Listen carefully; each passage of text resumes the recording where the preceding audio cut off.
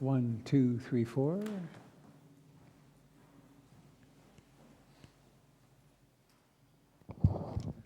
Yes, 1, 2.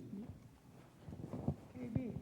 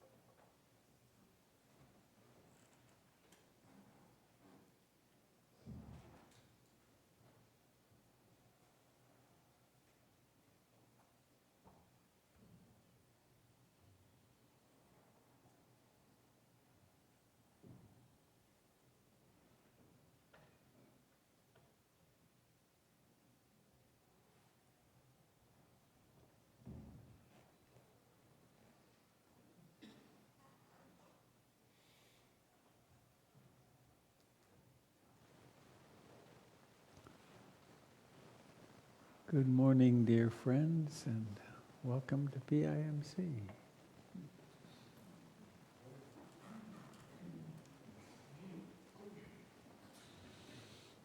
What's this bright? It's a little obnoxious, don't you think? It's so intrusive.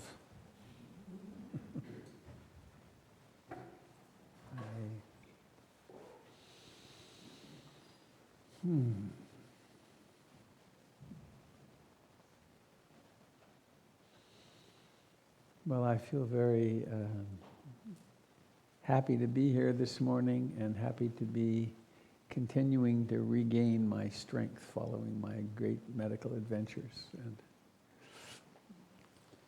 I'm framing them as a great adventure that I had that's done for now. So I hope that's the case.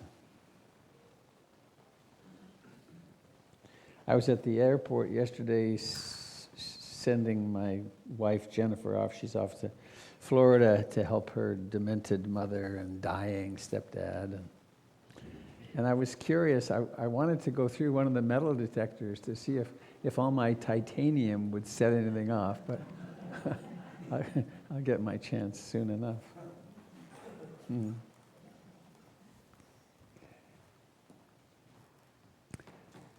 So as I was sitting here, I thought of this poem that I want to share with you to begin today. Oh, first let me ask, anybody here for the first time? 1, 2, 3, 4. We'll let you go. Don't worry. It's okay. What we'll do is a guided meditation for about 40 minutes, a little chanting at the beginning, or a little song at the beginning. And then Jim will lead some mindful movement, and then Avi will do some announcements. And then today, I think I'm doing, if the computer and everything will work. It's such a pain when you go to start it up and it says, major update in progress, and it says 38 minutes. Jeez. But I think it's ready to go. There's a talk I like to give, which is with slides, with pictures, and it's an overview of the spiritual path, starting from our crazed and neurotic, traumatized selves, all the way to becoming really loving and compassionate and wide awake. And I've heard many times people have said, "Oh, that clarified so much for me." So I'm going to dive into that today during the Dharma talk. So this poem, for some reason, wants to be spoken. It's William Stafford, who lived in Portland and poet laureate of the United States at one point. I heard his son Kim, who's a marvelous writer and poet. He was at Winterfest recently and played a song. The love that comes down in that family is quite remarkable. So, William Stafford. If you don't know the kind of person I am, and I don't know the kind of person you are, a pattern that others made may prevail in the world.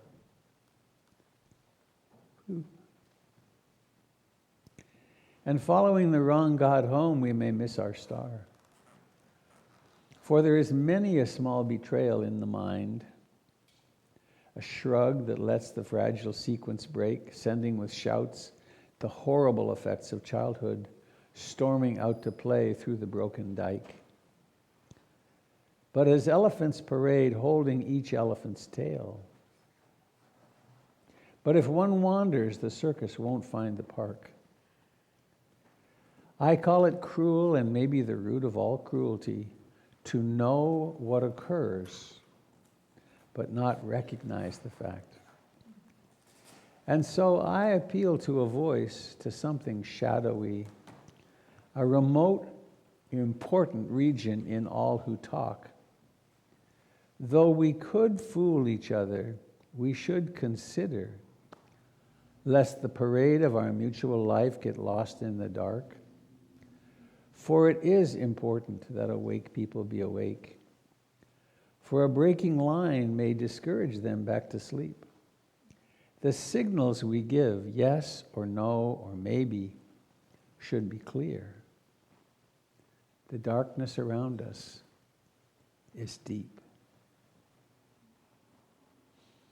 For it is important that awake people be awake, for a breaking line may discourage them back to sleep. The signals we give, yes or no or maybe, should be clear. The darkness around us is deep.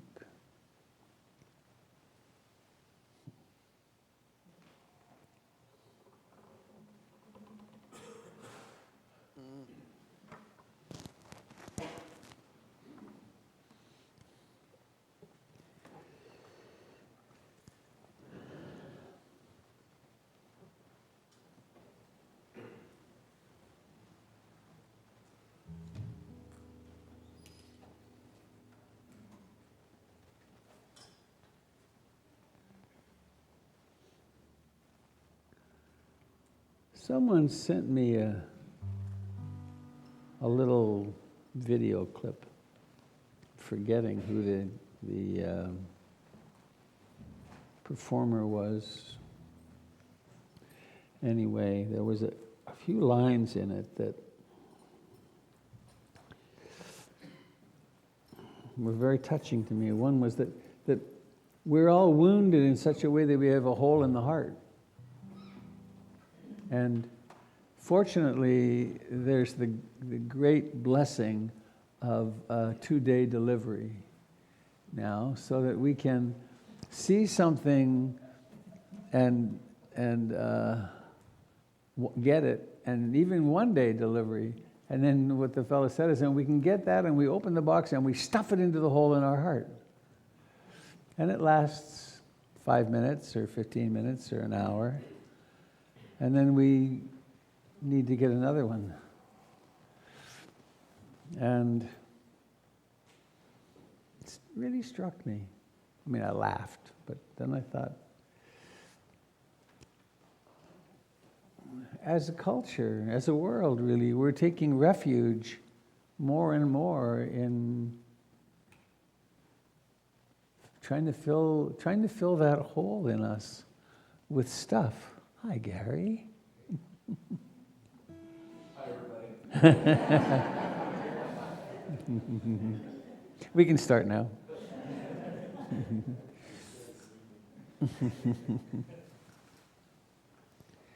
And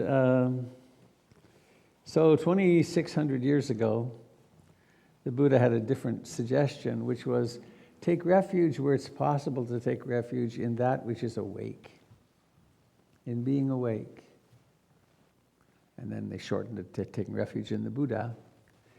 That which is awake, and then what do we discover when we're awake? Well, we discover the great laws of impermanence and karma and chemistry and physics and the way things actually work. And it's such a relief. To the degree we can take refuge in the way things actually are, then we suffer less.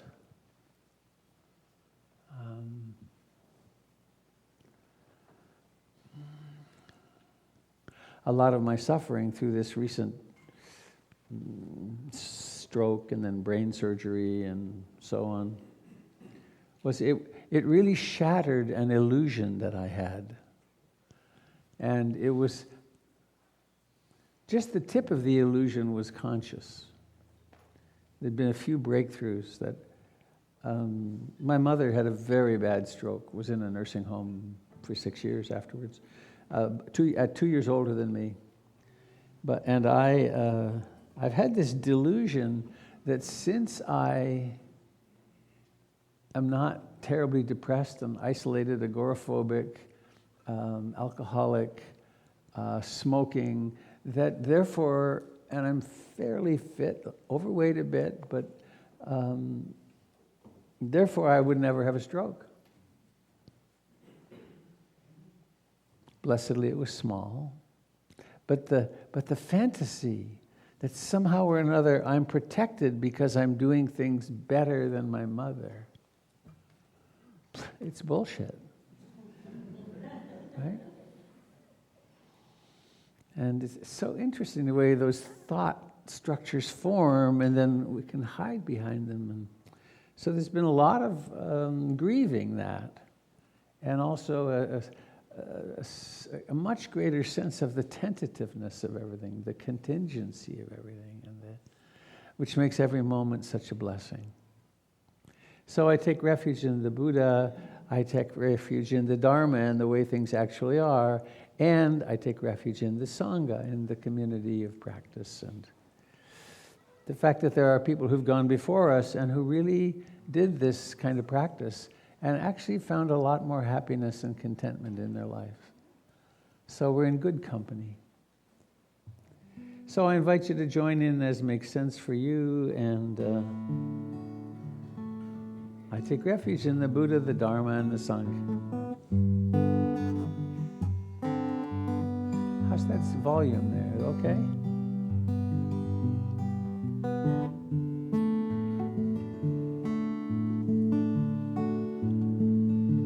I take refuge in the Buddha, the one who shows me the way in this life. Namo Buddhaya, Namo Buddhaya, Namo Buddhaya.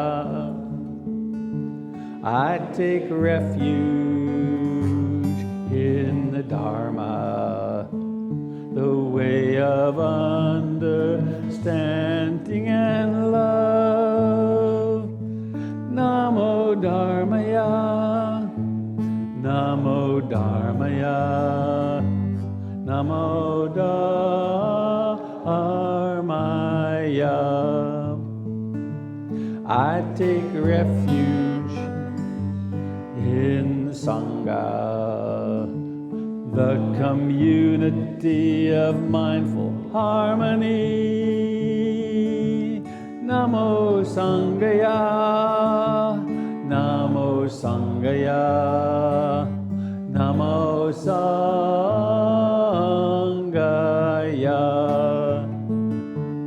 I take refuge in the Buddha, the way of in this life. Namo Buddhaya, Namo Buddhaya, Namo Buddhaya.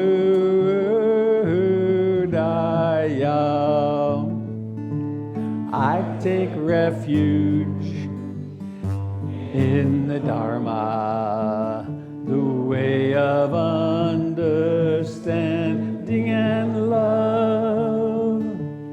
Namo Dharmaya, Namo Dharmaya, Namo Dharmaya.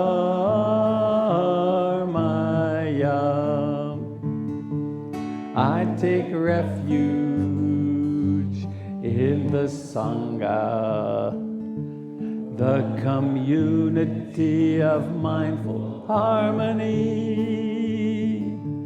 Namo Sanghaya, Namo Sanghaya, Namo Sanghaya.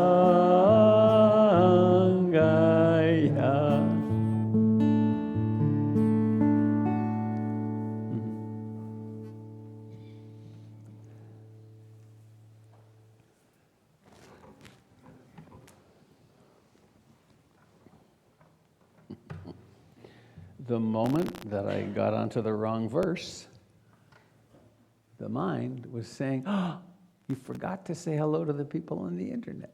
And hello, people on the internet. The wandering mind took a hike. So please let us land.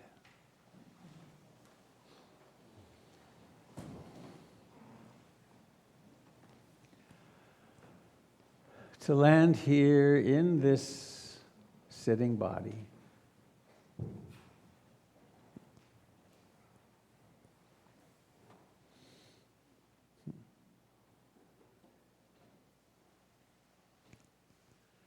When we pay attention inwardly to the body itself,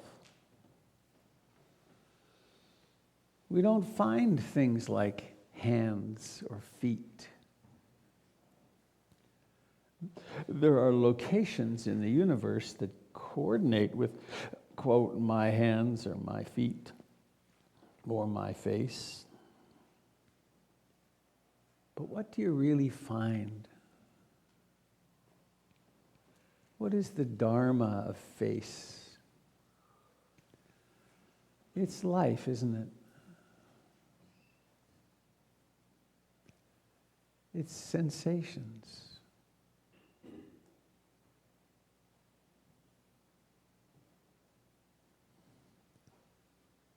Or perhaps the middle finger of your right hand. It too is life. So there's awareness and its object.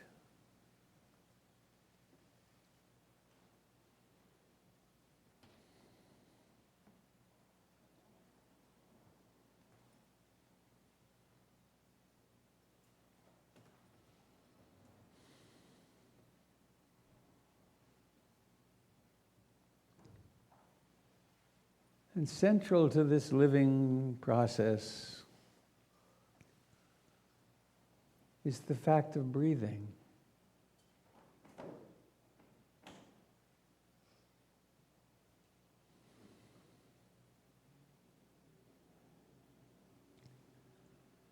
This breathing has been happening since the moment of your birth.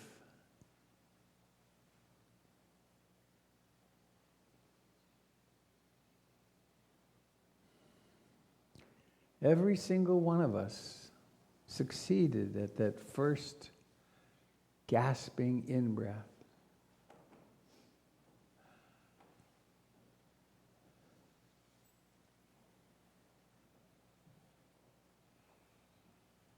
And through every experience, every day, every hour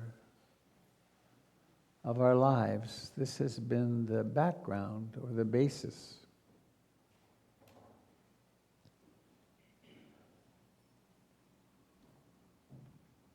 And so it will be until we expire.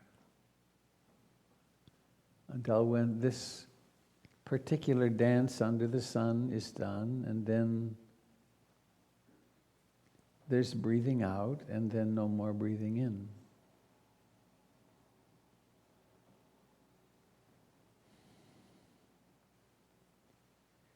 And between this in-breath and out-breath and that last one,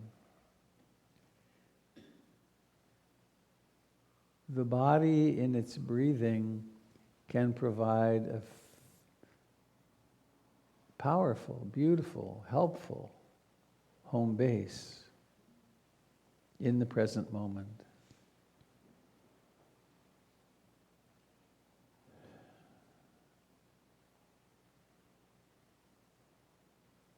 And so as a practice, as a strategy of awakening, we can choose to, with no violence, great gentleness, great persistence, come home and abide in the sensations of breathing in and out.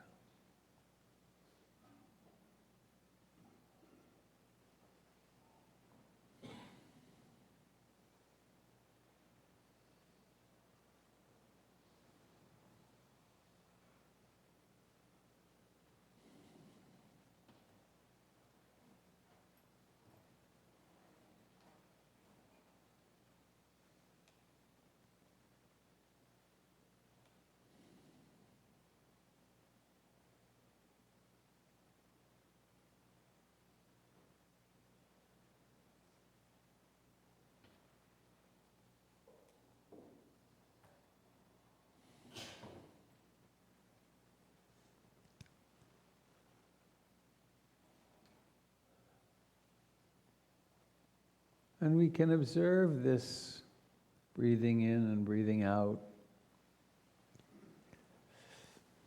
in a sort of casual way, not really paying attention, but still noticing that there's breathing happening. Or we can develop over time a profound intimacy with the body and the breath.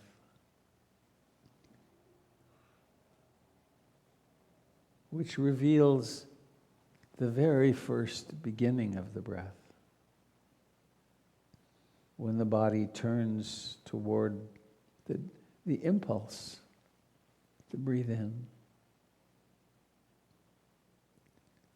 And then we can be with the sensations of expansion in the chest and abdomen, or of the air going through the nostrils,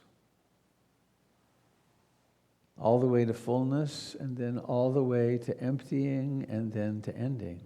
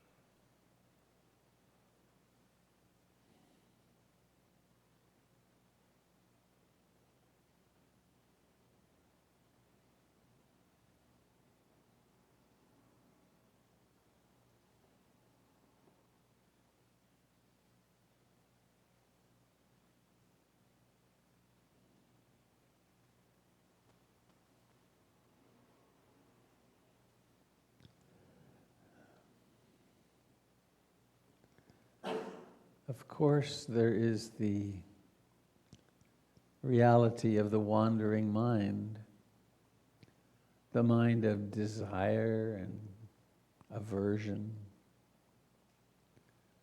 of sleepy dullness and restlessness and agitation and worry, of doubt.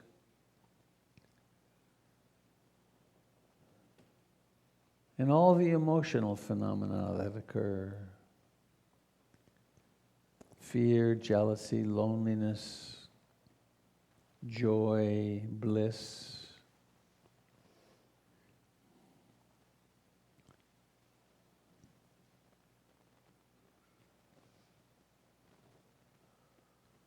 In this practice of love, there's room for everything.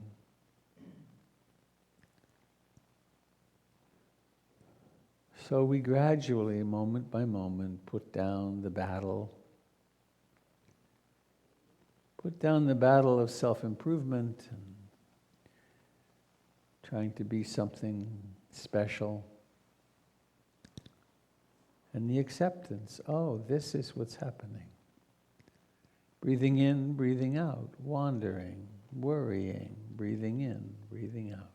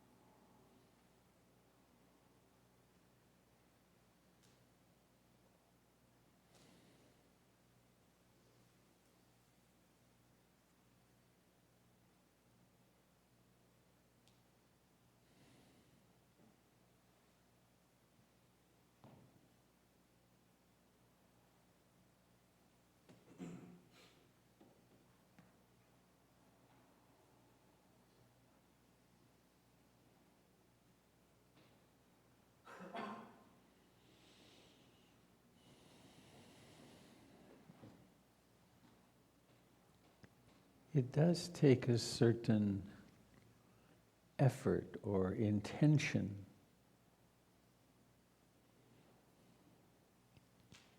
We are training this mind to pay attention to relatively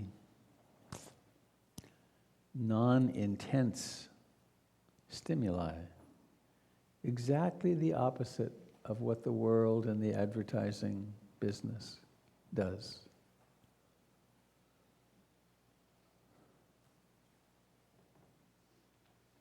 The breath, this foundation of our life, isn't always saltier, cheesier, brighter, faster. It's just the precious, beautiful breath.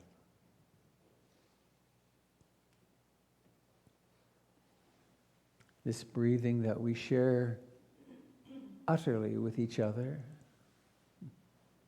with all mammals, in a way with everything that lives.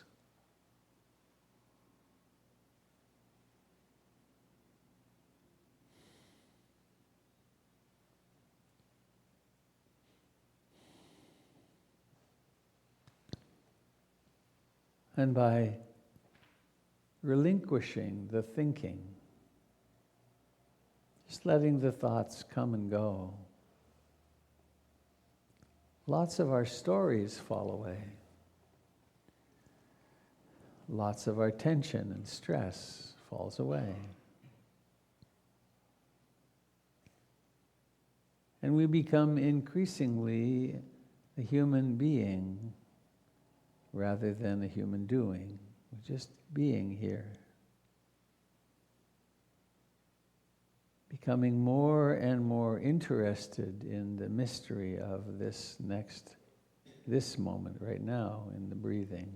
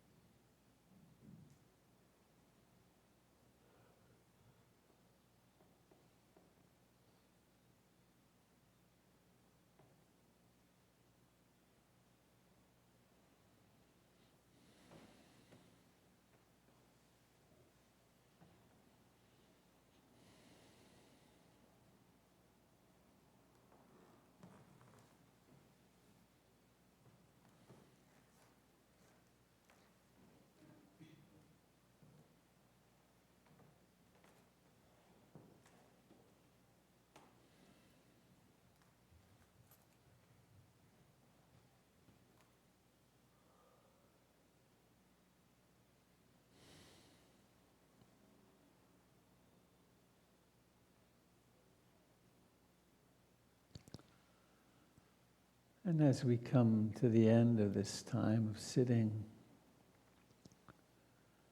we might add in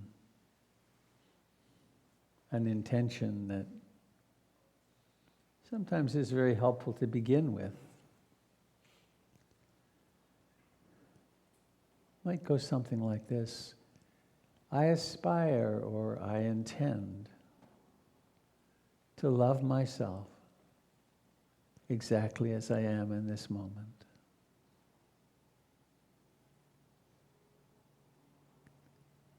It sets the stage for true meditation, where there's room for everything. There's room for our most exalted, beautiful states, and there's room for the shadow, the fear, the anger, the hatred.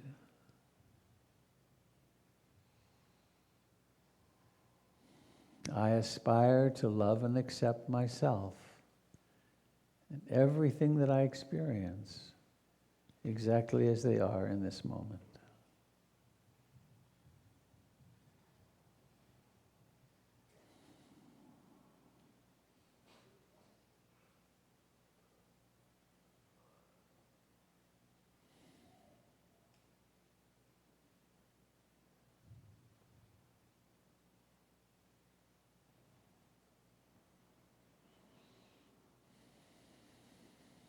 An opening now in the body, not so narrowly focused on the breath, on the sensations of breathing, but include the toes and the feet, the ankles and calves and shins, the knees and thighs,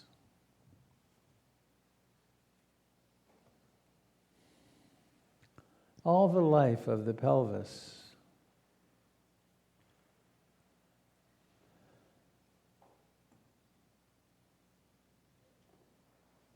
The deep feelings of aliveness in the gut, cradled in the pelvis.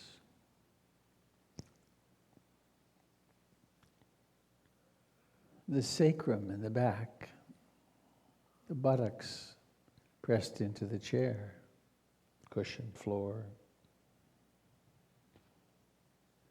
The great expanse of the back and the spine making its way up to the head. The pubic bone and the abdomen and solar plexus and chest.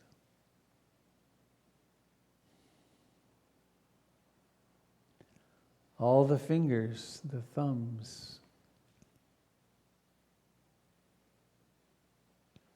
the wrists and the forearms, the elbows and upper arms, the armpit and the shoulders. This is life. This is the life of this body that we each take to be me and mine. Opening in the life of the neck and the jaw. Maybe let your jaw move a little bit and see how it is in relationship with the skull and the teeth above.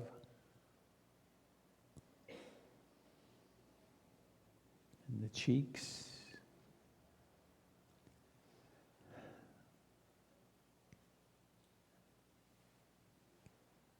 The ears and the side of the head. The back of the head and the top. And the lips.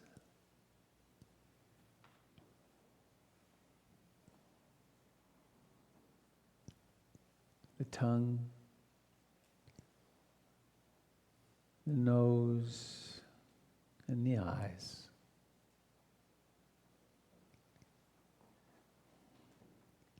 Perhaps you can softly open focus until the whole body is alive, and at its central point there's breathing.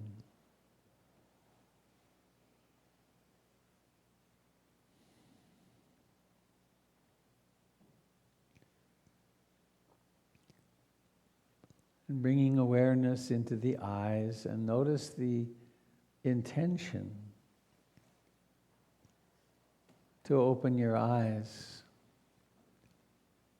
But don't do it until you're really clear on the intention. They don't open by themselves. They open because of will, effort. So allow that effort to happen so that the eyelids actually lift up, peel up, and observe the miracle of objects, seeing consciousness.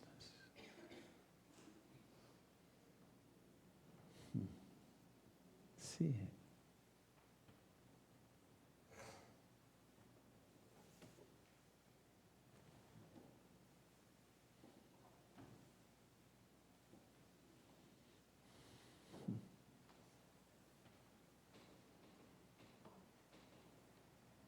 And then maybe there's a little tension in the body and an impulse to stretch.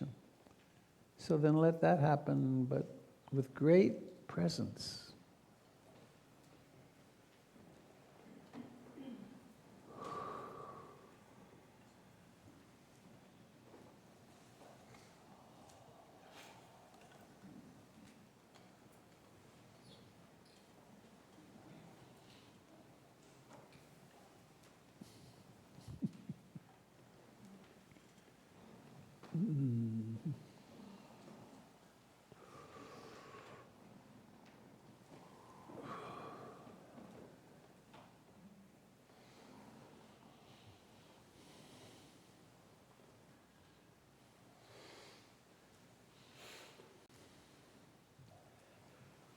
Please, let's have a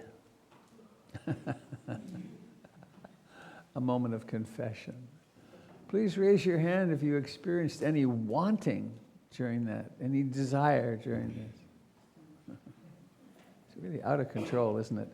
How about any disliking or pushing away? Yeah. How about any sloth and torpor, dullness? Restless agitation, worry.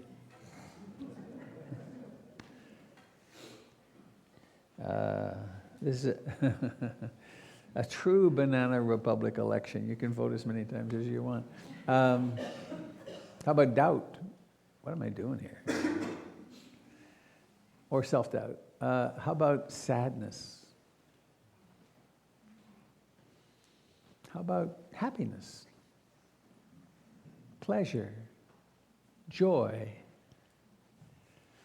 How about confidence? Faith? There's a lot going on, isn't there? And isn't it extraordinary that we can be aware of it? It's been a long time I've been doing this.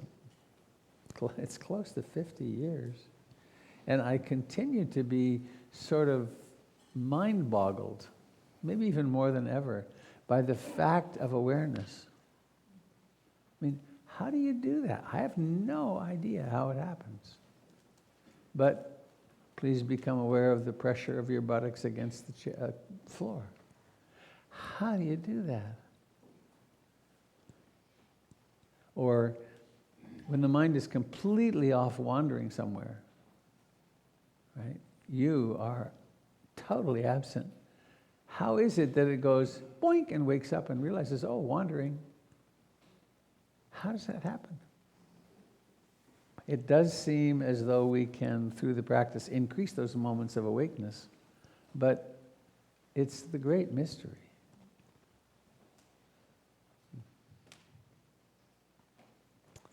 Strange things going on. So, I'm going to leave you to the mystery of Jim Dalton. And have a good time.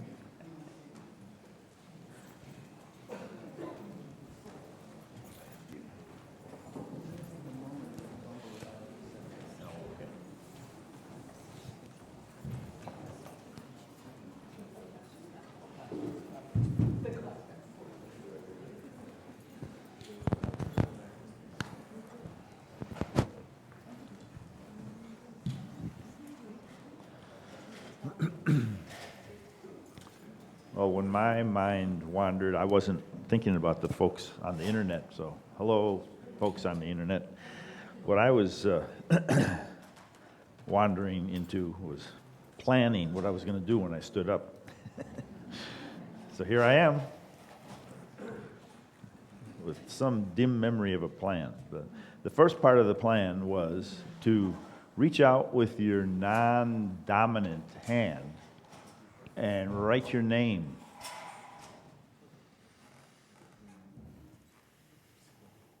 And notice that there's awareness of movement and relax.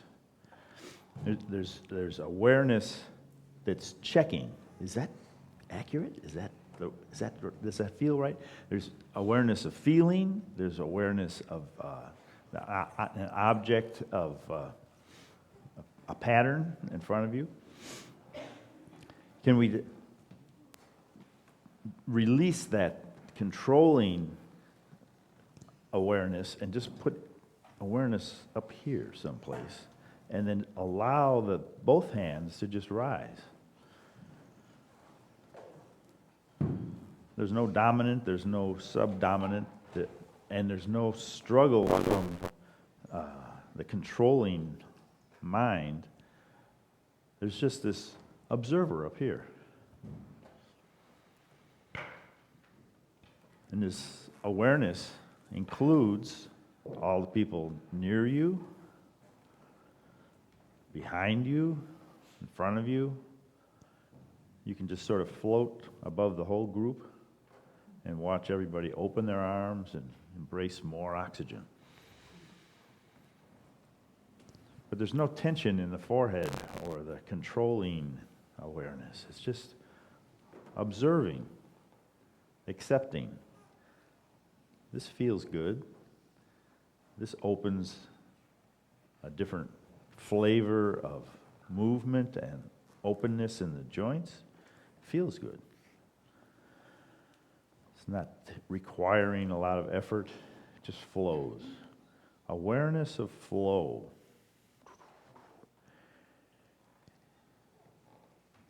There's a surrender from the little controlling mind behind the eyes. Reach up, paint a rainbow, and let the awareness move into the rainbow.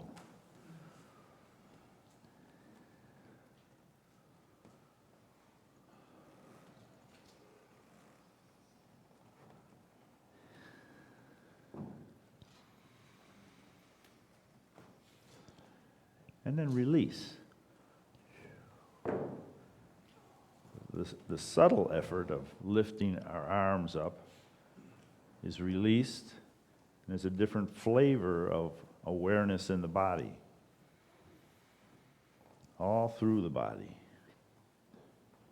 We still have connection with the floor, so we'll sink into the floor, cross the wrists, come up, and open, and just notice a different flavor of flow.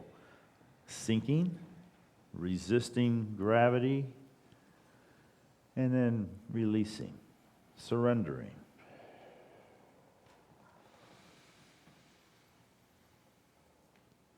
Riding on the breath.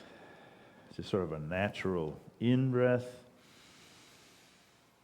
And then when the arms release, the breath releases. Once more.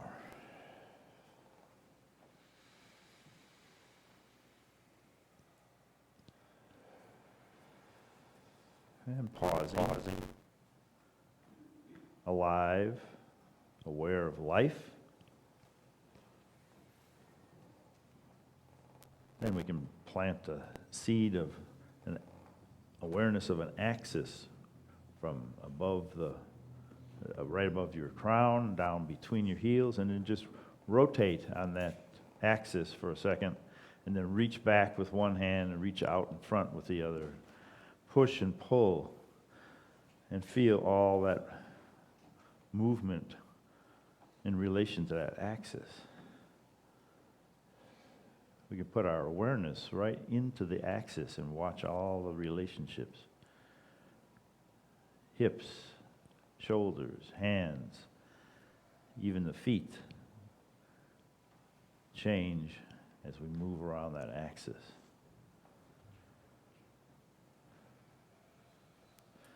Sink and draw back, and sink and front.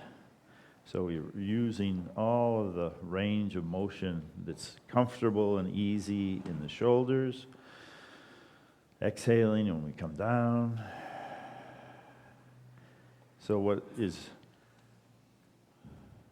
flowing is a life force that's very healing to this body. Reach across, lift one heel off the floor, and watch how the intelligence of the body balances on one leg, balances on the other, but then the feelings of pleasure and agency, lifting the arm, the lifting comes right from the lower back.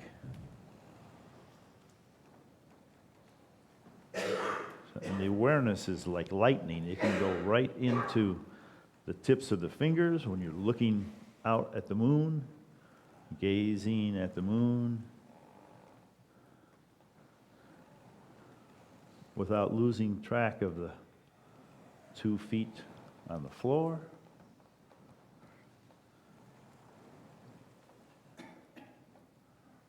The mystery of awareness. I don't know about the mystery of Jim Dalton, but the mystery of awareness is right here. Press across.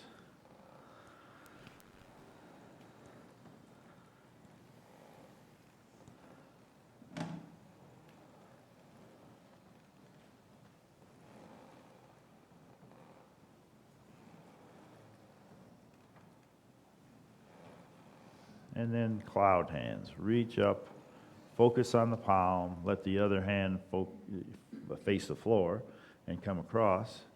But then with your awareness, create a cloud with the upper hand and a shadow locked into the movement of the cloud.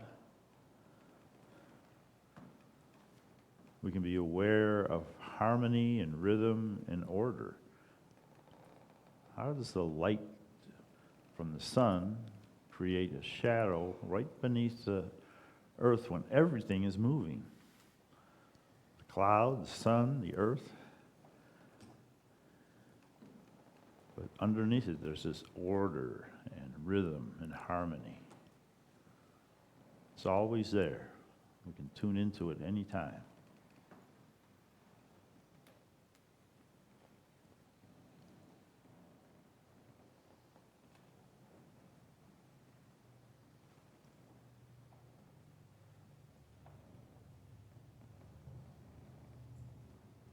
And there's room for everything.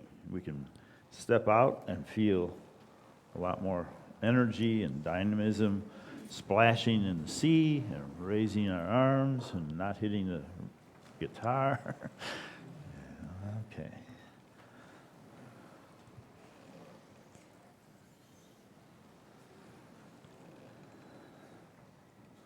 And then turning, stepping in the other direction, and splashing in the sea. So what is the mood in the body with the different kinds of movements? Large, round movements create a sense of agency and power. Turn, ride the waves, slightly different flavor.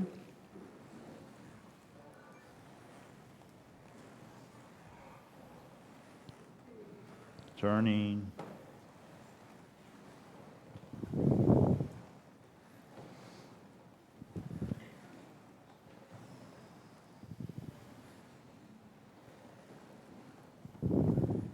And turning again with the arms out, with the palms up. We move forward and turn the palms and create a pattern with our hands.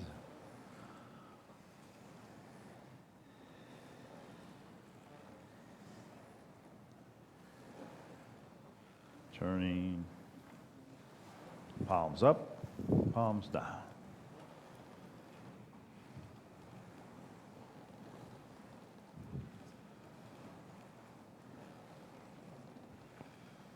And then coming to stillness.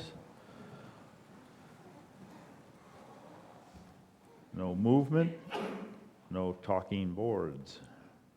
Sink, make a fist, let the dragon rise from the sea.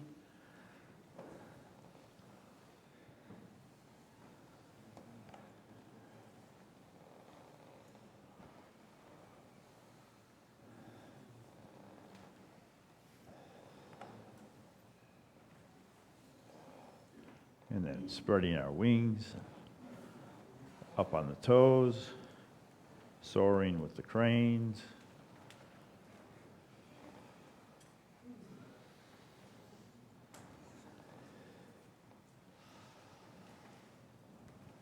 Turning the wheel.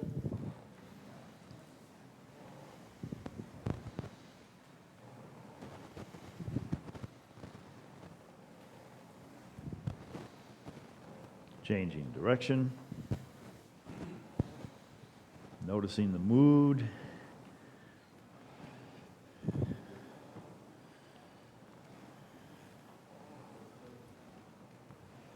Coming back to the center. Pausing. Lifting one hand, one knee. Switching. Bouncing the ball.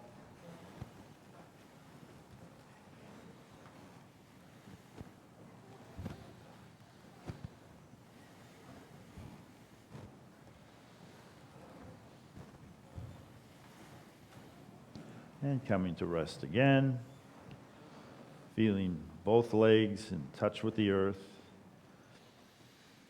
Robert had us scan the whole body at the end of the sit. We can do a quick scan now.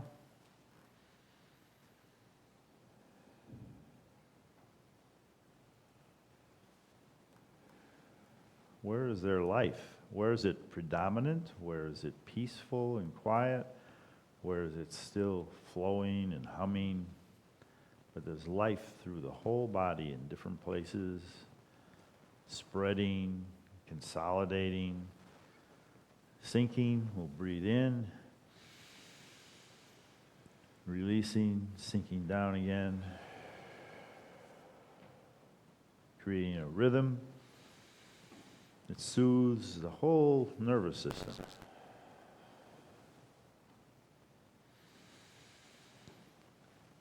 Stress and strain drains out.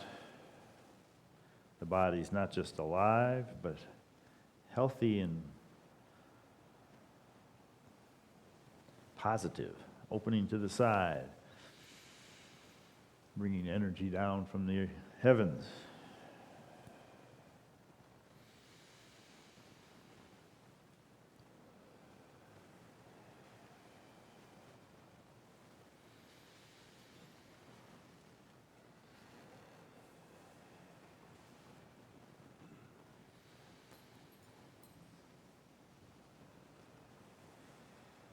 And then bringing our hands together in gratitude.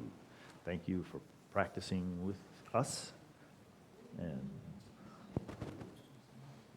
see you next time.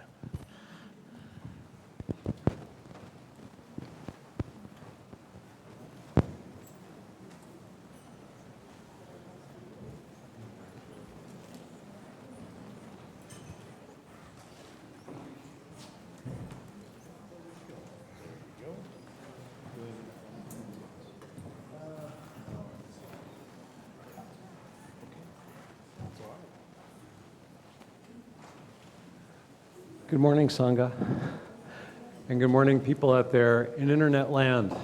My name is Avi. I'm community coordinator here. My pronouns are he, his, him, and I'm going to do the ancient ritual of announcements. Takes a lot of people to keep this place, feeling homey. Think about all the chores you have to do at your home, all the chores that you may not want to do, but you do them anyway sometimes. How many people here volunteer or have volunteered in the past? Look around. It's an awful lot of hands up in the air. You could be among them.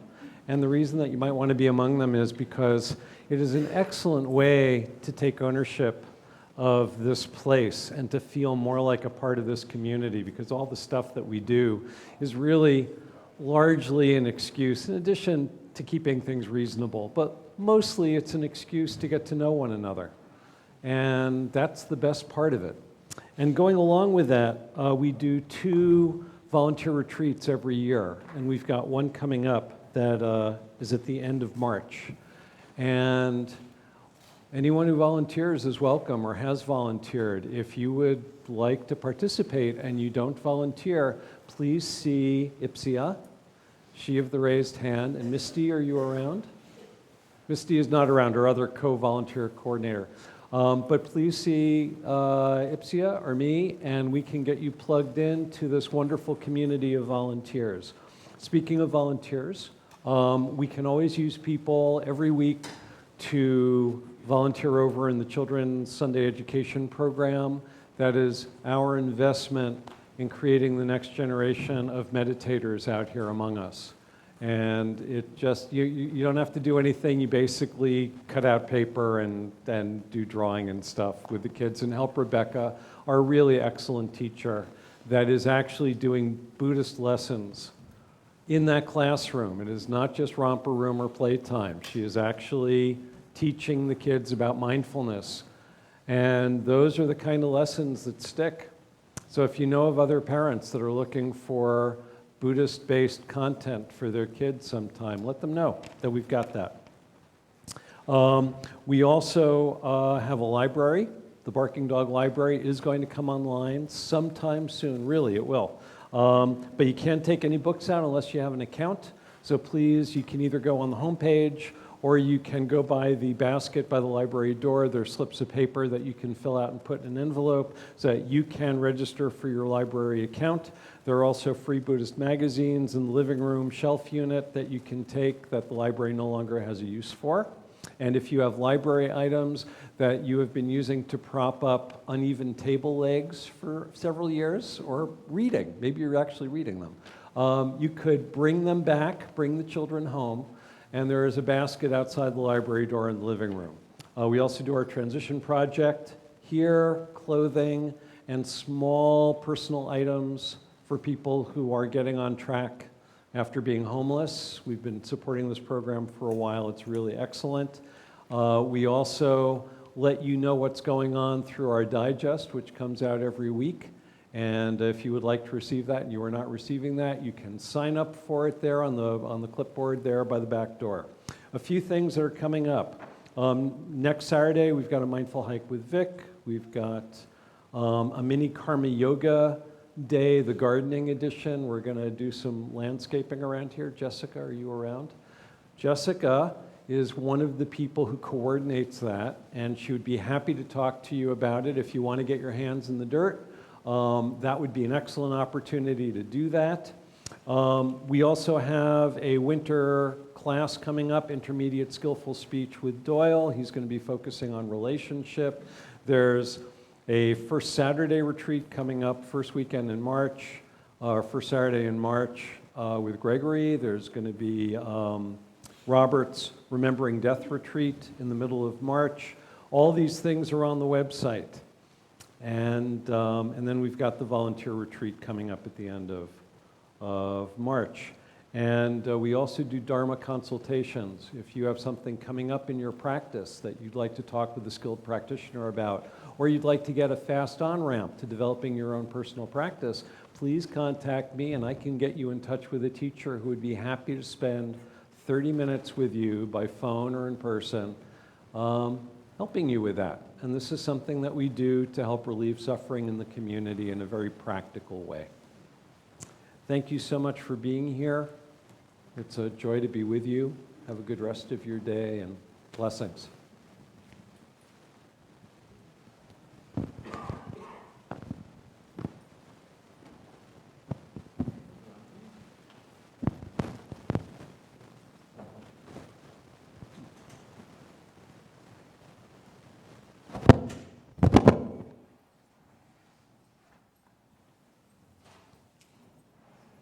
Not yet. Thanks.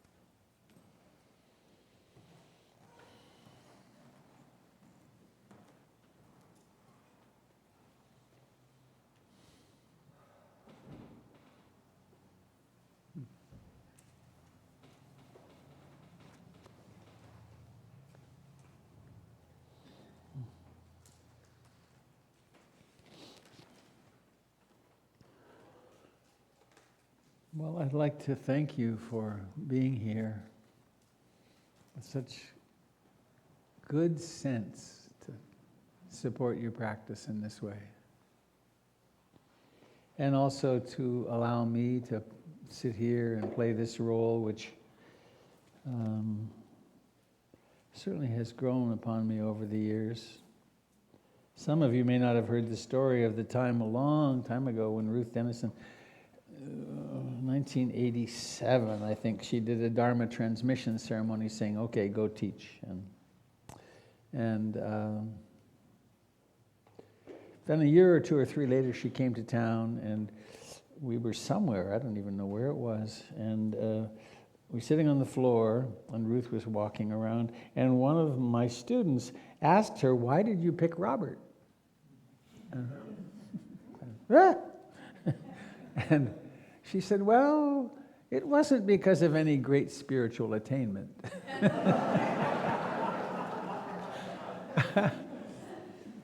But he loved the Dharma, and I knew he would grow into the role.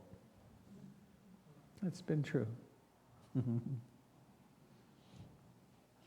I could also tell you the secret teachings that she passed on at the moment of the Dharma transmission. She was quite a ceremonialist. She had flowers and rose petals and stuff. But she pulled me very close and said, fiercely, don't think this makes you any better than anybody else. All it means is you have to practice twice as hard as any of your students and keep your ethical trip together. Good. I mean, is there a better teaching than that? It was perfect. So, with that, I want to underscore the invitation to the day retreat in March, early March, Remembering Death. This will be the 6th or 5th rendition of it. And it's a really potent practice. I use a video, pieces of a video called Consider the Conversation. And it's the conversation about the fact that we're going to die. And the actors in it are not actors, they are people who are dying, and the people working with them. It's incredible. And we do a variety of other practices that really can give your practice a kind of a boost. Because worrying our mortality is a fundamental part of this training. And I know it's really been 8 months that I've had a lot of sickness, major stuff, and it's been very sobering. Not depressing, but sobering. It's like, wait a minute. This is the moment of my life. This is the moment of this relationship.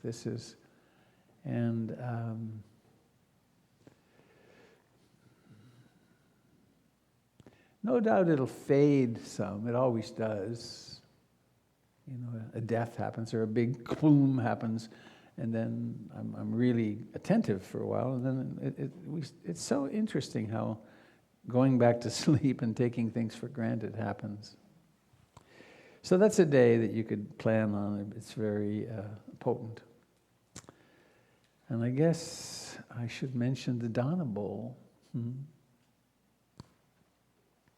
Over there, that bowl was mine in Burma in 1979 when my then wife and I managed to get in for a week.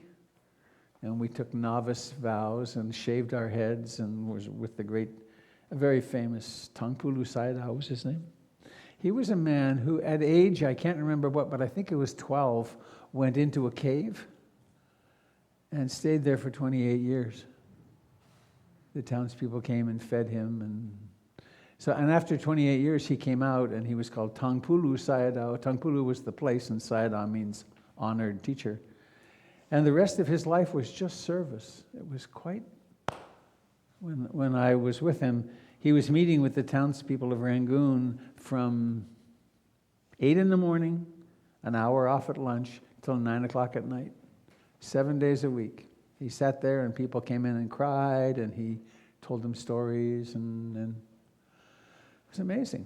Amazing man. So that bowl acts as a transformer to turn your work, your financial excess, into this. And you can do the same thing online. I listened, this was begging week at NPR, and I listened to them to see how they're doing it, and it's sad how hard they have to beg.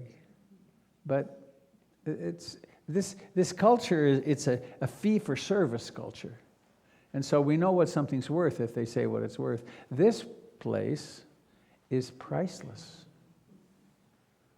right? If it transforms your life, if you become more loving or happier, or you can deal with the pain in your low back, which I've been having, sit up straight.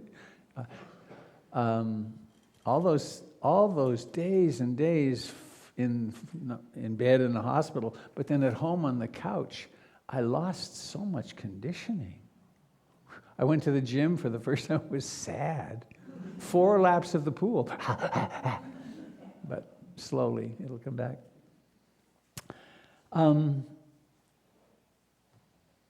This place, this organization, the relationships here, the relationships with the teachers, transform lives. I'm in such a privileged position because people come to me and say, often tearfully, I started coming 6 months ago and my marriage was falling apart and I was hopeless and now I'm alive again. And I know I'll do this meditation for the rest of my life. That's impressive. And you can support it. You can go online and go to the Stewardship Circle and become a member in a certain way. Way back when we formed the organization, we made it legally a non-membership organization. You cannot be a member of PIMC. And we did that because so many of us, the founding people, and so many of you, I believe, it's probably still the case, got burned by membership organizations. So you can't be a member, but you can really belong. So, and one way to do that is to support it financially. Makes a big difference. Okay, Connie, would you do the honors and push the bouton? Dun, dun, dun. Very nice. And when it comes on, would you focus it? Number 1 or number 2? Number 1? Hang on, it's not on. Is it? Oh, it's coming. It just takes a while. I hope it works. You never know with these things. Seems long, doesn't it? Oh, there it is. Oh, yeah, let's turn out the front lights, at least. Thanks, Dave.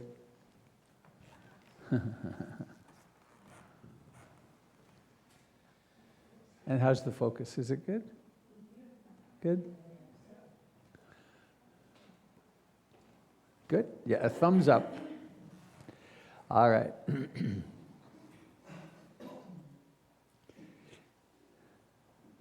I love this little drawing, or this little photo. Do you know what this little drop is saying? Me, me, me, me, I'm me. I've got to be me. I've got to express myself. These are my needs. It's my oil. The characteristic thing about that drop is it has amnesia. It really thinks that it's permanent. I, me, me, me, me, mine, mine, mine. And it really works hard to maintain its I-ness. It turns away from a lot of information. Achan's Buddha Dasa in southern Thailand years ago said, the truth of impermanence shines at us with the brilliance of 1,000,000 suns. It's a miracle that we don't see it. right? If you let your eyes close, vision is gone. Take a bite of food, food is gone. Everything's always gone. It comes and goes. But somehow or another, we can still maintain our delusion of permanence, selfness.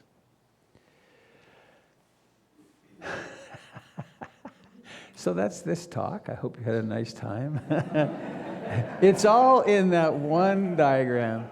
And for fun, you can do this. If you have a glass of water, try it sometimes. This little drop that happens every time a drop hits water. And high-speed photography shows it does it about 8 times often.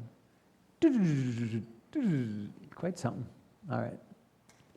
Meditators are easily entertained.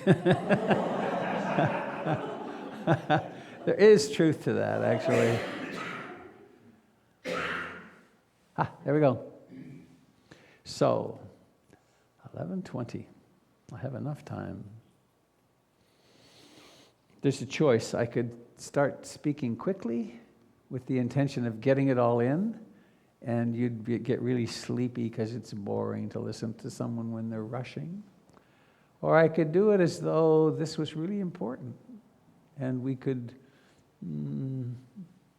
be light about it and simply to see it for what it is, which is a map. The whole of the Buddhist teaching is a map. It's a structure that says, look at this. Does your life resonate with this? And millions of people have followed this map and found themselves at least happier, more compassionate, more loving, and even awake, and even free. So, my little copyright thing here says 2013. How did that happen so quickly? So, something happens to some people where they start experiencing dukkha. They start experiencing suffering, and for many of us, it comes in all kinds of ways: birth, sickness, old age, decay, death. Having experiences we don't want to have, not having experiences we do want to have, being with people we don't want to be with, and not being with the person or person we want to be with. It's kind of an exhaustive view. And one of the modern translator monks, Ajahn Thanissaro, translates dukkha as stress. And I'm not totally fond of that, but Ruth Denison put it colorfully, "Darling, there's always a leak in the canoe." You know, you have the special vacation and you go to wherever, and funny the things that come to mind, and you're finally going to get to do the snorkeling you really want to do, and you swim out to this beautiful reef, and something comes along and goes on your leg, and it swells up, and you hurt like hell, and you spend time at the hospital, and there's always something. There's always something. Oh, we're going to have a wonderful dinner, and, you know, who knows what happens. You could project into that one. So,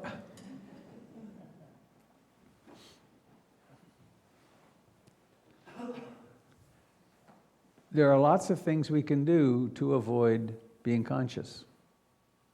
Substance abuse, addiction, shopping, constant working, constant reading, constant music. We can distract ourselves quite effectively, and but for some of us, at some times,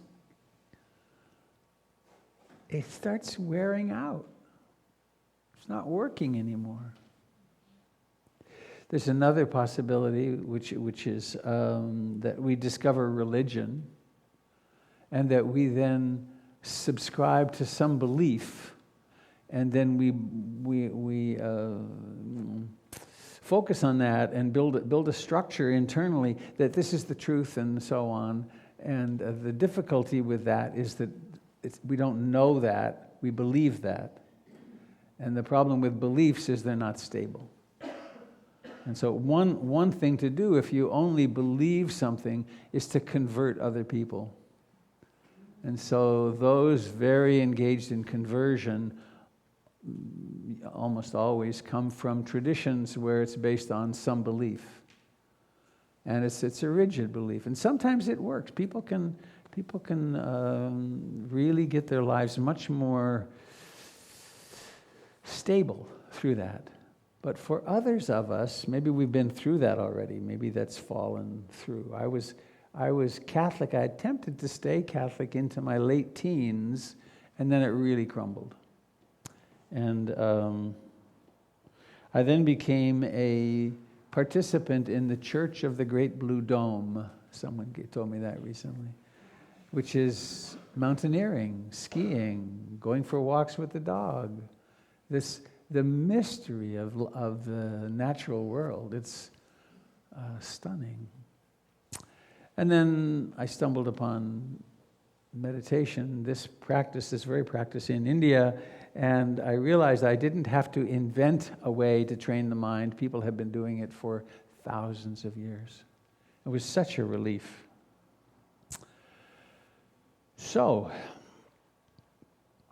if we're fortunate, we get really curious, why am I suffering so much? Right? Why is life so, I just thought there's a Muppet thing. Why is life so hard?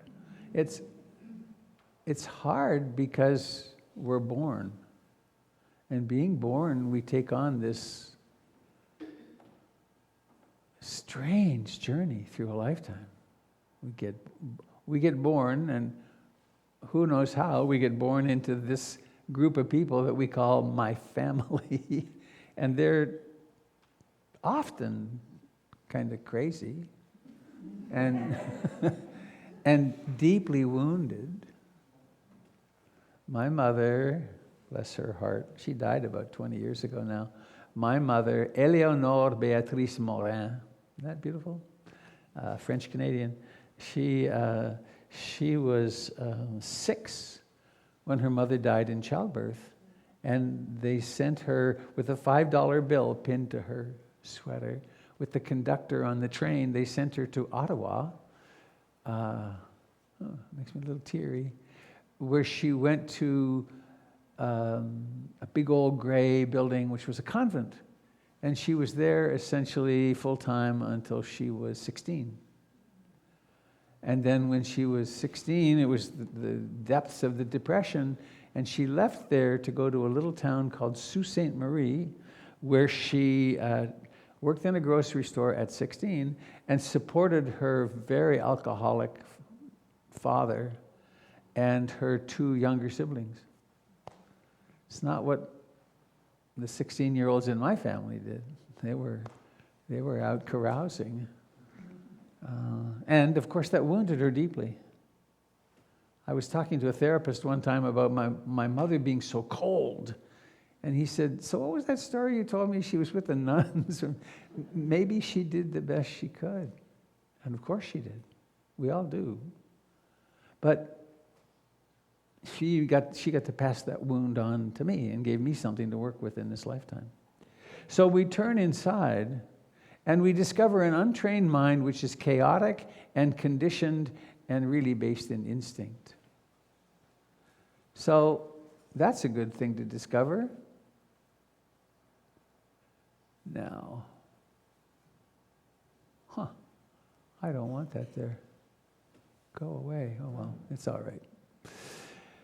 So what do we discover if we sit down to meditate and we say, I'm going to pay attention to the breath, I'm going to just cool out here? It's difficult, isn't it? So one of the first things, I always teach this on the first day of a meditation retreat, the 5 hindrances, so that we begin to have some understanding in a way, or some model, some way to articulate what we're experiencing. Because if we can articulate it, we can often experience it more fully. So what are the 5 categories that I asked you if you had when we came out of meditation? sensual desire, wanting, wanting, wanting, aversion, ill will, restlessness, agitation, worry, sloth and torpor, skeptical doubt. And underlying them, our whole emotional, uproarious nature. So in our journey, we spend a long time learning to stabilize the mind a little bit, and then to notice what destabilizes it, to notice what blows us off center. And we'll sometimes specialize. Some of us have a lot of restlessness, agitation, and worry, people with anxiety disorders. Some of us have a lot of aversion. We were raised in a family where somehow or another it was selectively advantageous when we were frustrated to go to anger. Others of us have depressive sort of approaches, and we each have our personality, which is we come into the world with something. My children were so different from each other, and then we get supported in this and that, and we develop a character, a personality. It's like a costume. Ram Dass said, we get up in the morning, and when we first wake up, it's not there, and then we get out of bed and we pull on our personality. This is who I am. This is why. I had quite an aha about that. I think the first time was when my dad died. Because I remember waking up in the morning one morning feeling just great. Yeah, wow. Dad, I had to remember my dad died, because before that remembrance, that it wasn't there. So, it's a lot of work encountering the hindrances, and in my experience personally and working with people, we don't get rid of them, but we do come to a different relationship with them, so that we're not driven by them, and we're also not driven so crazy by them. There's another thought over here that I wanted to be sure to catch. Can I make this go bigger? Hang on. This and this. Yeah. That's not, it's readable, yeah. So, when we decide we want to become a meditator, we seek some training, or we read a book, or we go online and look. And one of the things that's common in spiritual traditions is that we get we get taught a form of meditation, and we have a meditation object. In my childhood, it was the Rosary, Hail Mary, full of grace, the Lord is with thee, blessed art thou among women. And in Theravadan Buddhism, which is where this comes from, the oldest school of Buddhism, usually it's the breath. The breath, the body, and then activities in life. Become aware of how you're doing, chopping carrots or getting into the shower. We cultivate mindfulness. But it could be loving kindness practice, or compassion, sympathetic joy, or equanimity. Those are the, quote, Brahma Viharas, the realm of the abode of the gods. They are the super healthy human emotions. Or there's so many other meditations we could do. In little known, but traditional, there are kasina practices. I once did blue kasina for a few days. You make a blue disc, and it's on a white background, and you look at it, and you say, blue. And then you close your eyes and try to see it. You say, blue. Then you open your eyes, and you do this 10, 15 hours a day. And what happens is, you get really irritated. And I hate this stupid blue kasina. But then you get, you deal with the irritation, and you go through that, and you actually develop an internalized blue image, which is perfect. It's if your original circle wasn't perfectly round, this one will be. It's got this sharp edge. And then you practice with that, and you exclude thoughts.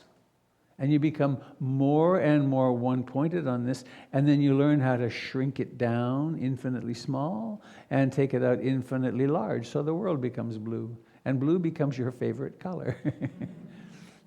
There's blue, red, yellow, fire, you cut a hole, space, maybe one other, and they say a skilled meditation teacher can tell you which one you should do. I'm not quite sure. I have a little idea about that. And there are many other practices that are part of Theravadan Buddhism. Mindfulness is the core practice because it's the one that leads to awakening. And all these other practices are adjunct to support us, to balance our personality, to bring us back to the center. Okay, so we have our meditation practice, we have our object, and we have the 5 hindrances, and we have really encountered them a lot. To do this, one has gone beyond, I'm going to meditate 5 minutes a day. It's more like, well, I'll spend at least 20 minutes or half an hour, or maybe I'll get to that place where I'll take an hour a day to do life's most important task. I suppose that's true unless one has a small child, in which case that becomes, they're on the same level maybe. So then, abandon and set aside the hindrances. We learn how to use our primary object, the breath, and suppress the hindrances or notice them and let them go. So we wind up in meditation having more ease, more peace. And that starts spilling over into our lives. And then there's this. Uh-oh. Well, I can just talk about it. Cancel.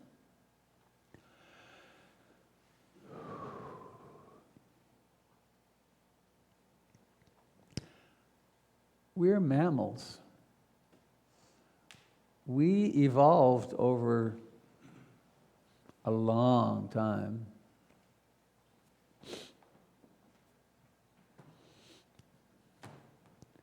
And we managed to live in this hardscrabble world by being very instinctive. And it really is, the history is pretty potent. That I once had a string, I have the leftovers of it in my office, that I could take out at this moment. It was a ball, and I'd throw it. And it would go over to that corner, and then over to that corner, and then over to the middle somewhere. That was a 100-foot long string. And there was a 1/16 black Sharpie marker on it. And that represented these facts that I'm about to say. For 99.96% of our time as human beings, not the proto-hominids and so on, but as human beings, we lived in small hunting and gathering bands of 50 or less. And life was hard, and the oldest among us were 30. And it was a violent world. There were predators that liked to eat us, and we weren't very nice to each other. The notion of the golden age out of which we're coming to become, it's probably not true. There have been golden periods.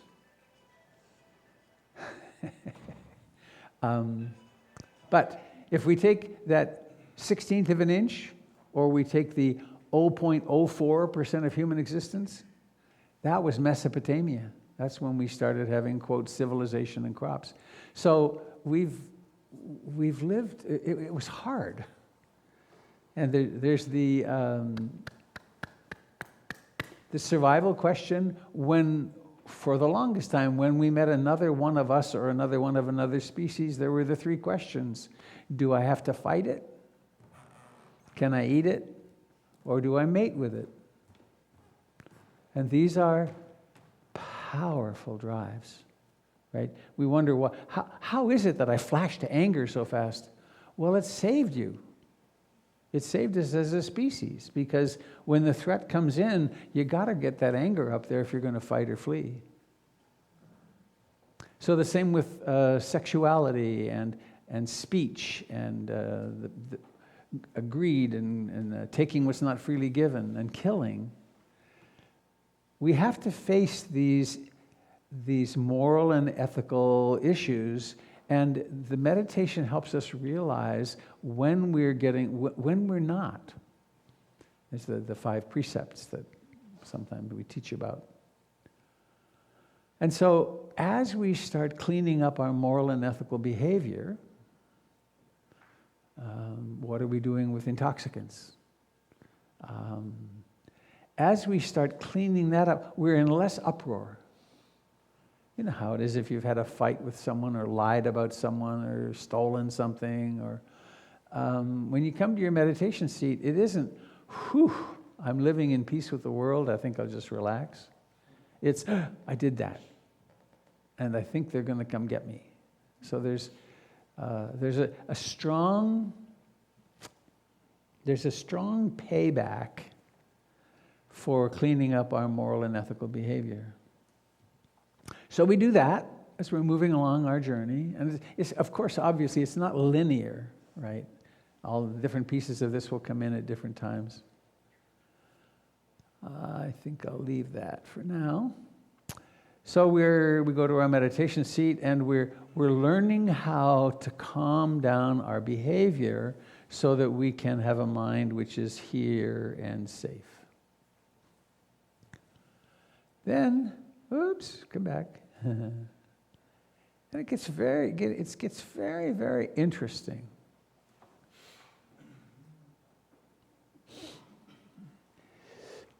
The notion is, the Buddha used a lot of farming metaphors, growing, ecological metaphors in a way, and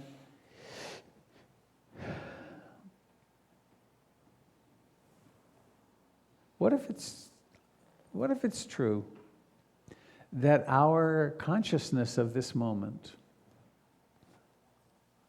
that somehow or another, utterly mysteriously, we're gardeners, and we have the capacity of planting seeds of particular mental states, and if we plant those seeds and pull up others, we'll actually have a garden of consciousness which goes in a particular direction. It goes toward more love and compassion and light and wisdom. So these are the 7 enlightenment factors, and they are antidotes, in a way, to the 5 hindrances. And so this center, the IMC, is all about mindfulness. But it's about mindfulness in a bigger context. It's in the context of that little droplet and the central spiritual question, which is, who am I? What am I supposed to be doing here? What am I doing here? What happens when I die? How should I behave? I mean, they're really the great questions. So,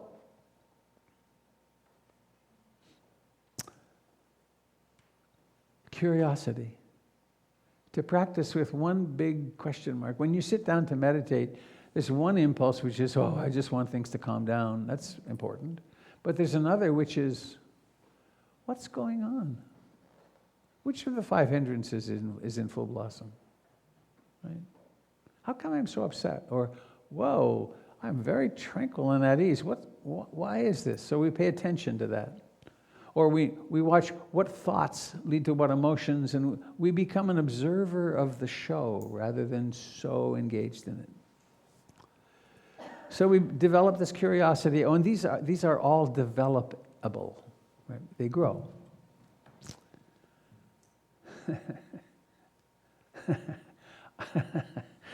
I've never encountered anything or anyone as interesting as myself.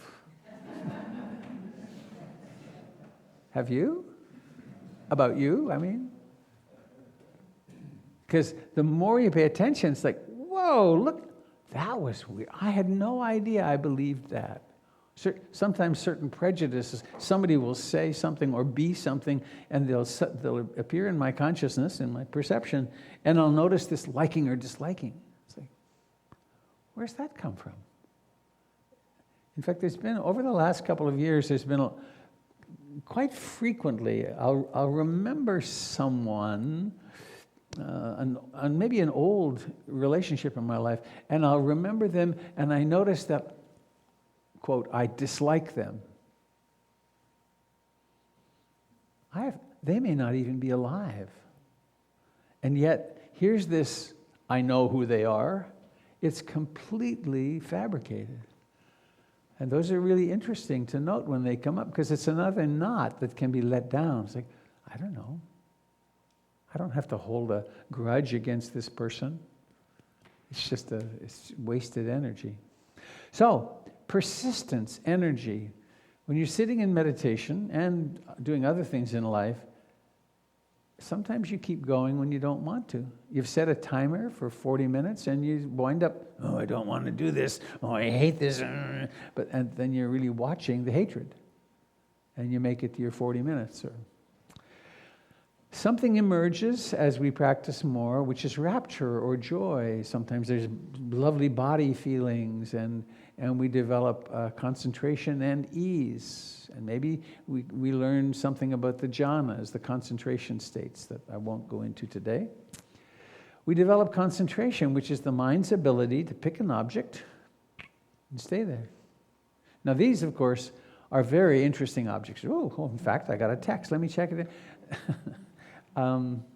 But to take an object like that slight aching in the left side of my jaw, or that kind of sweet, pleasant feeling that's happening here in this or in this area here, and so we become very interested in them, and we get very concentrated in them. And when we're very concentrated, there's no room for thoughts, and so we start experiencing more and more delight in our meditation.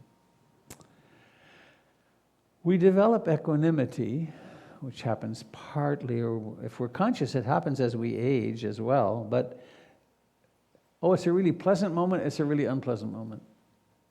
I'm happy, I'm sad.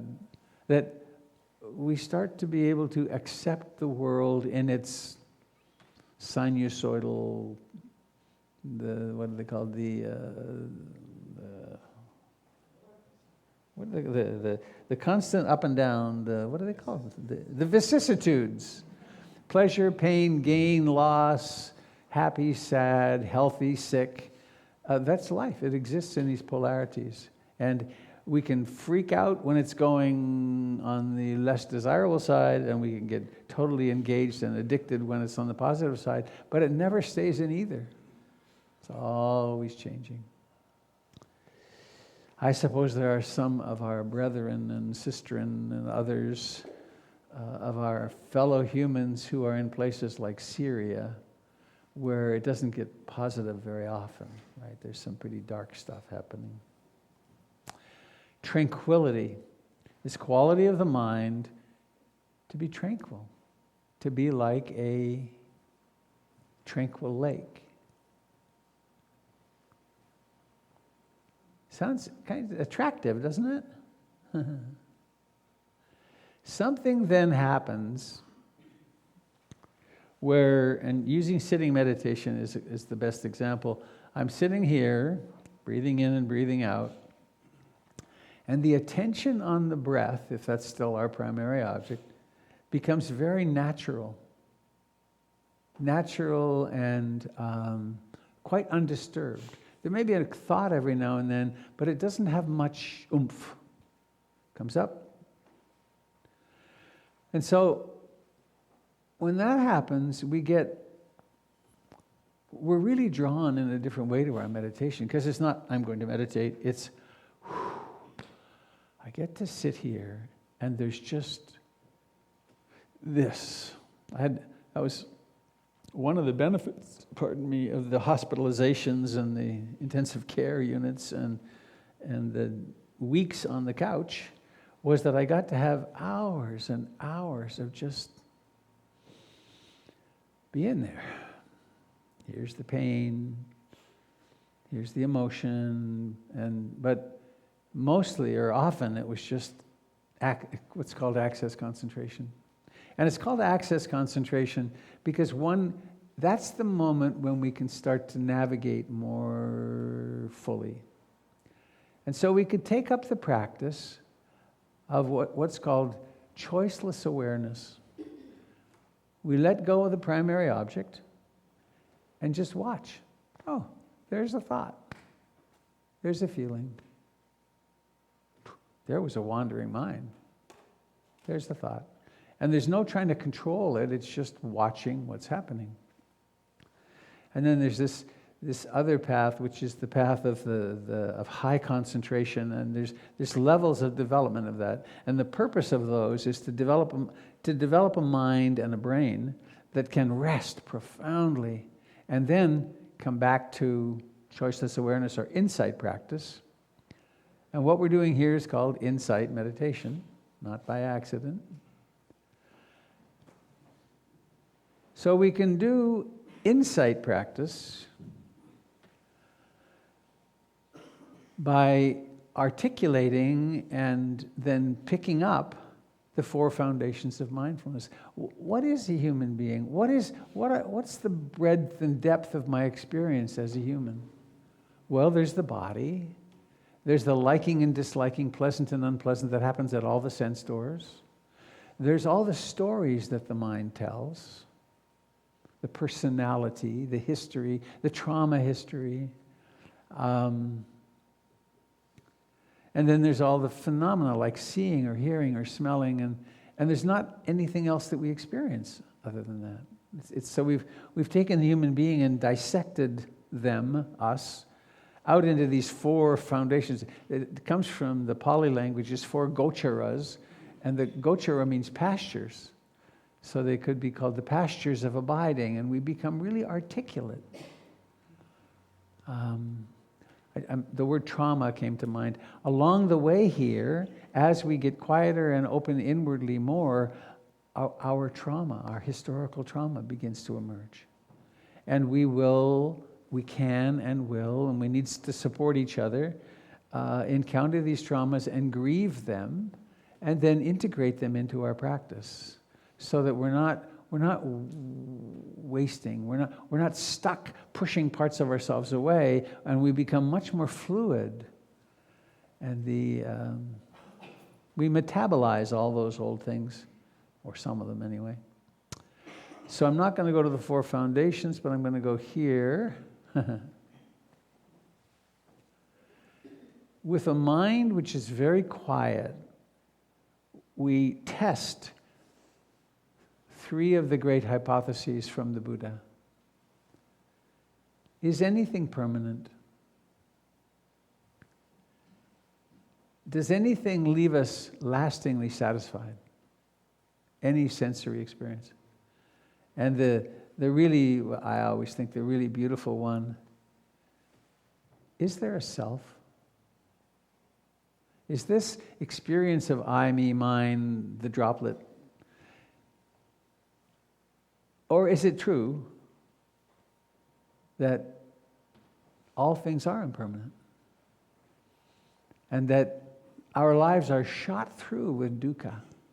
And why would they not be? Because a separate self it's always hungry, or it's always needing something. And it's ticking, it's getting older, and it's getting more painful, and people come and people go. Because of the nature of life, we don't get to have lasting satisfaction. And then the beautiful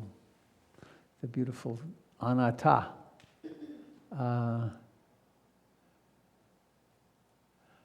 Maybe it's true that instead of being I, me, mine, I'm everything.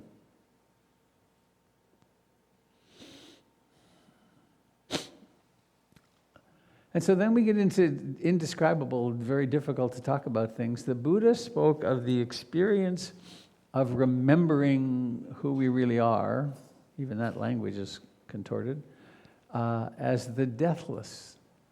To realize that what we truly are never gets born, never dies. It's this mysterious,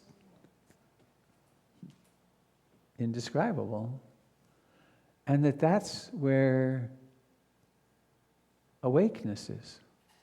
That the awareness that comes through us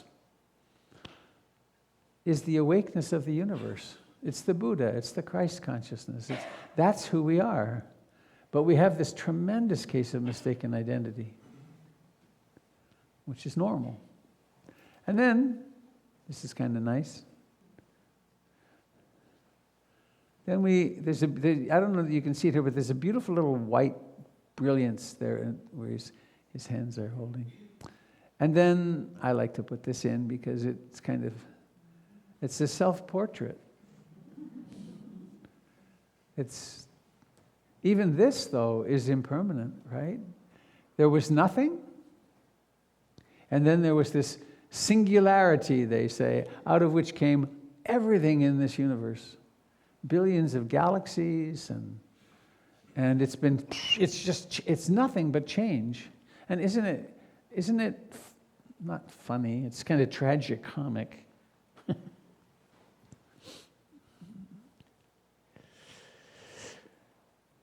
Sometimes we get so worried about things going bad that we do harm to each other. And everything's going to go bad. Right? Every relationship ends in separation or death. Even after all these years, I don't like to think that thought. I certainly don't like to particularize it to my children, my Jennifer, or any of you. There's so many of you here that I have relationship with and love, and I get kind of a lump. It's like, wow. But then the more that I've been letting that in, then when I get out of my car and there you are, and I haven't seen you in a month, or there Jennifer is when my eyes open in the morning. It's so, it makes life so extraordinary.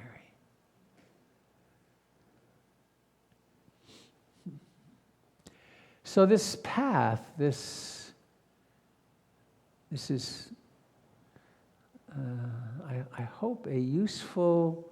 Hang on, I could do this, couldn't I? Doop, doop, doop, doop, doop, doop. There it is. It's simple. It's very compact. Just quit stalling and get it done. But this linearization of it represents what tens of millions of people have done over the generations. And it's, in a certain way, it's very simple. We do require teachers and supporters and sometimes therapists to deal with our trauma because we get confused. We wonder, why am I doing this? Or what is it? And because sometimes the stuff of our personalities and the stuff of our very primitive nature comes out, and we get really confused, and we think maybe we're a bad person because we have this or that, or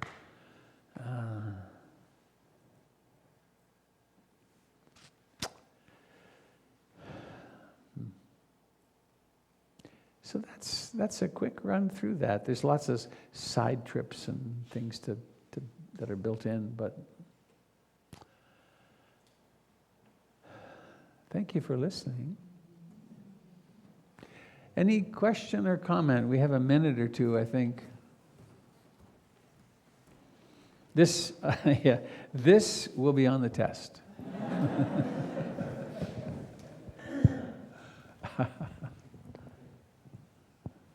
Oh, I want to say this too. This is a model. The Trappists, the Catholic Trappists, don't use this at all, right? They gather together 5 times a day, starting at 4 a.m, to sing the praises of God. That's their practice. And they sing in 4-part harmonies, and they're just stunning. And they have other practices too, and they wake up. So every deep spiritual tradition has its own way of doing this. And this was very effective for me with my linearity and my science background. It makes sense. But ultimately, it's the mystery of how is it that this wakes up? When your mind wanders and wakes up, how the hell does that happen? It does, though. So, question, comment, complaint.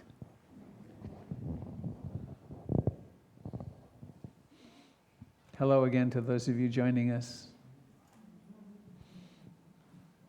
So this is a very linear orange path, I prefer that. Oh, that's hidden. I forget. No, let me see here. I was relating it, oh yeah, it's the development of compassion, which is a parallel path. We go from, at first, so many of us have so little self-compassion, we have self-hatred. And then we realize how much pain there is and how natural and normal it is. And then as that happens, we begin to notice this person at the checkout in Fred Meyer is unhappy, right? Or this person on the street is there, and this, the Buddha called compassion, the natural trembling of the heart when we're confronted with suffering. And it's not getting lost in it or going down the tubes. It's, oh yeah, I wonder if I could help. And then if I can't, equanimity is in the wings, which is, so I don't have to go around morose because they're suffering. And the equanimity arises particularly the more one understands who one really is, that galaxy. Yes, my dear. That was just a very interesting job.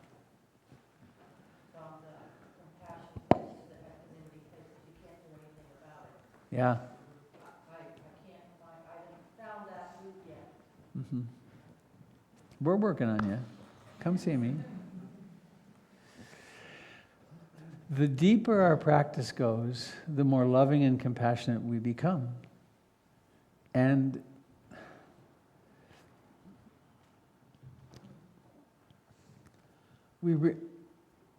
there's the realization that there's really bad stuff happening and I really want to do something. And it's all okay. It's all already okay. It's always been okay. Because this isn't a person. This is a chimera. This is a phantom that arises and does its thing. But it's not an enduring something. It's like you go to the movies and the movie's very impressive. And then you realize, oh, that was a movie. Maybe that's part of what happens for us.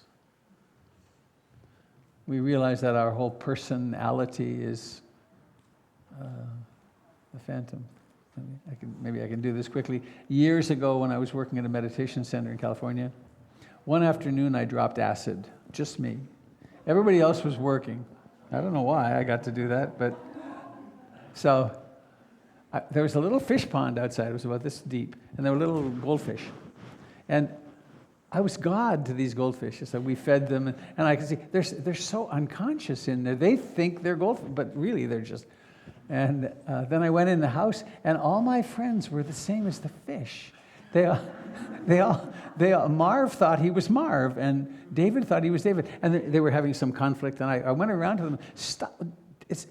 Don't bother. You're not this. And they shooed me away, of course, but. But maybe it's true. Maybe we're in a case of mistaken identity. And every little step toward not taking ourself so seriously leads to more freedom. And next Saturday will be the LSD trip. Here. Those of you that are ecstasy fans can do that on the side. It'll start at 6 in the morning and go till 9 at night. The waiver forms are over here.